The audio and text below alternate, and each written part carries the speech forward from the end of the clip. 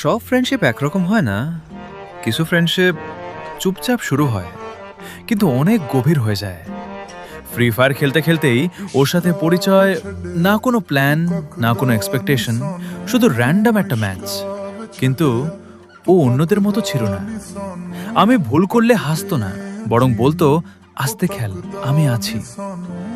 ধীরে ধীরে আমরা প্রতিদিন একসাথে খেলতাম। কখন যে স্ট্রেঞ্জার থেকে একজন ইম্পর্টেন্ট মানুষ হয়ে গেল বুঝতেই পারিনি। একদিন আমি হঠাৎ গেমে আসা বন্ধ করে দিলাম, কিছু পার্সোনাল প্রবলেম ছিল। কয়েকদিন পরে যখন ফিরে আসলাম, দেখি ও এখনো আমার জন্য অপেক্ষা করছে। মেসেজে শুধু একটা লাইন, তুই না আসলে গেম খেলতে ভালো লাগে না। সেদিন বুঝলাম, সব ফ্রেন্ড কাছে থাকলে হয় না, কিছু মানুষ দূরে থেকেও মনটার একদম কাছের হয়ে যায়।